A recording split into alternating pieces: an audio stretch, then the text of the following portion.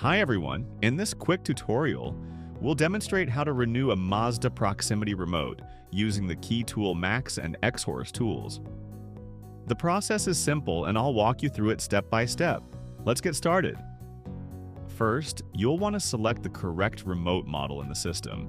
So go ahead and choose the Mazda proximity remote you're working with. Make sure you've identified the exact model to avoid errors during the process. Next, we need to check the remote's current status. Using your Key Tool Max, scan the remote. At this stage, it will show as locked, meaning it cannot be reused or programmed yet. Now, we move on to the key step, renewing the remote. You'll use the X-Horse Renew cable to reset the remote to factory settings. This clears out old data and unlocks the remote for reuse. Once the renewal is complete, scan the remote again using the transponder clone function. You should now see that the remote status has changed from locked to unlocked. That's how you know the process worked. Last step, verify everything. Make sure the remote is fully functional and ready for programming on the next vehicle. At this point, it's officially reusable. Now, beyond the technical process, let me highlight something important. There's actually a great business opportunity here.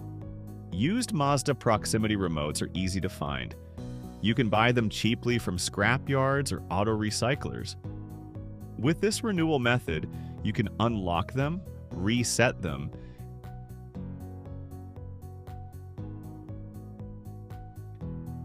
This can become a profitable side business, especially in places like the US, where there's constant demand for affordable replacement keys. A lot of car owners don't want to pay dealership prices, so being able to offer renewed OEM remotes gives you a competitive edge.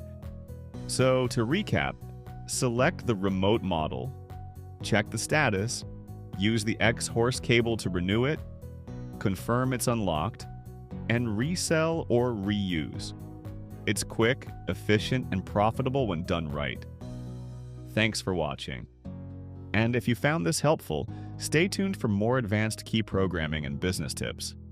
See you in the next video.